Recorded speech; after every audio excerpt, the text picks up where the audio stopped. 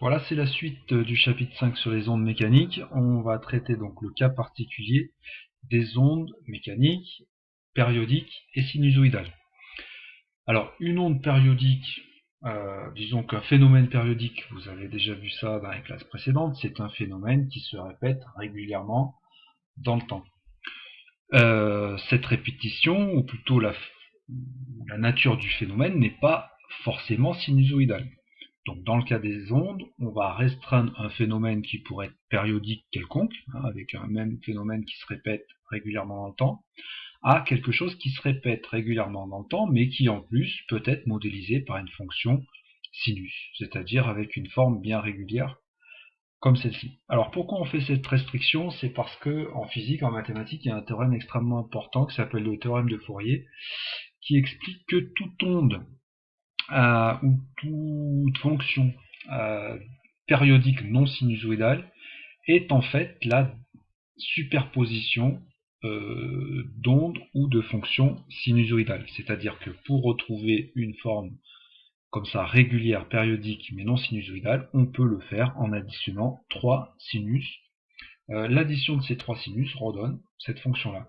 Donc se restreindre à des fonctions sinusoïdales n'est en fait pas totalement une restriction, puisque par addition, ça va concerner toutes les ondes périodiques. Alors, qu'est-ce que c'est qu'une onde périodique? En fait, on va le voir à travers une petite animation. Il y a deux manières de voir les choses. Donc, voici l'animation, on l'avait déjà utilisée dans la vidéo précédente. Un générateur d'ondes sur une corde, l'onde se propage de la gauche vers la droite de manière horizontale. Il s'agit d'une onde transversale. Et si j'enregistre les mouvements du point bleu, voilà ce que subit le point bleu qui est ici au cours du temps. Alors, quand on compare l'écran du haut et l'écran du bas, eh ben, on pourrait dans les deux cas arriver à la conclusion que le phénomène est périodique. Donc on va parler de double périodicité. D'abord, si je regarde l'écran du haut. L'écran du haut est donc un arrêt sur image, c'est-à-dire comme si j'avais fait une photo. Ici, un arrêt sur image à la date t égale 9,68 secondes. Je pourrais qualifier cette onde de périodique et sinusoïdale parce que je me rends compte que l'allure de la corde est de forme sinusoïdale. Je serais donc en train de décrire quelque chose qui se répartit dans l'espace de manière régulière avec un motif sinusoïdal. On va parler de périodicité spatiale, puisque c'est dans l'espace qu'on se rend compte que ce phénomène est périodique et sinusoïdal, et on va identifier l'élément de sinusoïde, c'est-à-dire partant d'une bosse jusqu'à la bosse suivante, le motif élémentaire qui se répète régulièrement dans l'espace, qui s'appelle la période spatiale ou longueur d'onde, c'est synonyme, qui se note avec la lettre grecque lambda, sorte de Y à l'envers, et qui s'exprimera puisque c'est une longueur en mètres. Voilà. Donc distance entre deux points de nature identique sur l'onde. De sommet, on pourrait parler de 2 minimum, ou on pourrait partir d'un point, d'un passage vers 0, vers le suivant, etc., etc. Donc périodicité spatiale avec une vue qu'on peut faire sur une image figée. Autre vision des choses, si je regarde cette fois-ci le graphique du bas, c'est-à-dire l'enregistrement de ce que subissait le point bleu au cours du temps, au cours du temps, le point bleu monte et descend, et puis ces allures de montée et de descente sont également périodiques et de forme sinusoïdale. Mais ici, on visualise ici ce que subit le point bleu au cours du temps. On a donc affaire à une périodicité temporelle. À partir du graphique de ce qui arrive au point bleu au cours du temps, je pourrais qualifier cette onde de périodique sinusoïdale.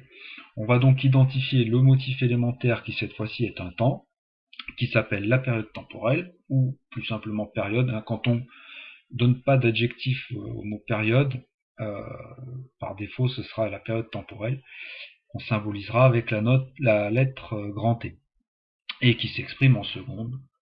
Voilà, il suffirait d'avoir ici l'échelle de l'axe des abscisses.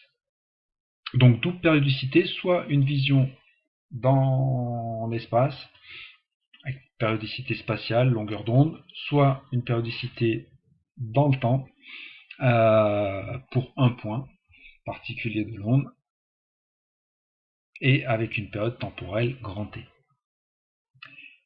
Évidemment, ces deux périodes ne sont pas indépendantes l'une de l'autre, puisque lorsque l'onde avance d'une distance correspondant à la longueur d'onde, c'est que un temps correspondant à la période temporelle vient de s'écouler. Si je reprends l'animation, on va peut-être faire un arrêt sur image. Voilà, le point bleu, il est ici sur une position, on va dire, intermédiaire.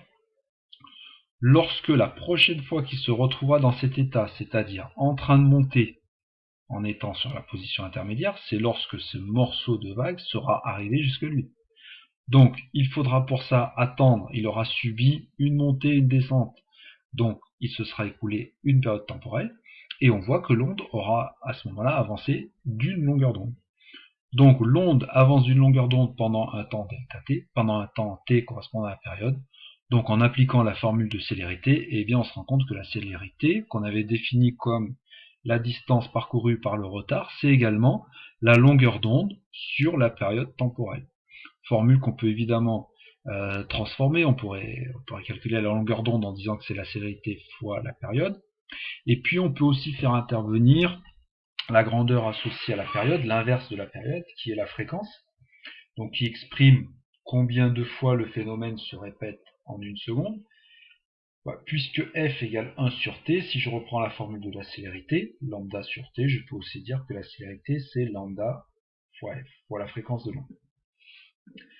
On termine par des modélisations mathématiques de ces fonctions sinusoïdales qui représentent les ondes.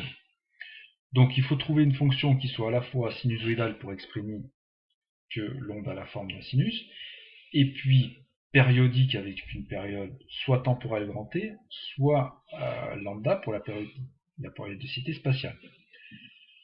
Donc une fonction de ce type-là, A fois sinus 2πt sur grand T, est un modèle totalement cohérent avec ce que nous avons vu. C'est une fonction du temps, ce qui va dire que l'onde va évoluer dans le temps. Elle aura comme amplitude la valeur ici qui prendra la place de la lettre A, l'amplitude c'est-à-dire la valeur la plus haute, puisque sinus au maximum vaudra 1. Donc au maximum, la fonction f de t vaudra A. Ça correspondra donc au point le plus haut, donc à l'amplitude de l'onde. Ensuite, à l'intérieur du sinus, donc vous savez en mathématiques que la fonction sinus est périodique avec une période qui vaut 2π. C'est-à-dire que tous les temps grand T, ici, donc lorsque t vaudra grand T, on aura sinus 2π. Lorsque petit t vaudra 2 grand T, on aura sinus 2π fois 2, mais donc pour le sinus, la valeur sera identique, puisque ça fera simplement 2π de plus. Et donc cette fonction exprime à la fois une onde qui est sinusoïdale et une onde qui a une période temporelle grand T. Si je remplace tout ce qui est grandeur temporelle par des grandeurs spatiales, donc f de t devient f de x, le temps t devient simplement la position x le long de la corde par exemple, et la période temporelle est remplacée par la période spatiale. J'exprime de la même manière à travers cette fonction que l'onde est sinusoïdale avec une période, cette fois-ci spatiale, de valeur lambda. Et puis si je mélange les deux, donc une fonction de deux variables, t et x, pour exprimer que l'onde varie dans le temps, mais aussi selon la position du point considéré, eh bien, on pourra dire que une fonction du type a sinus 2πt sur grand T moins 2πx sur lambda permettra d'exprimer cette double dépendance et cette double périodicité temporelle et spatiale. Voilà, on verra dans un TP comment tout ça peut être illustré à travers des exemples sur une vague.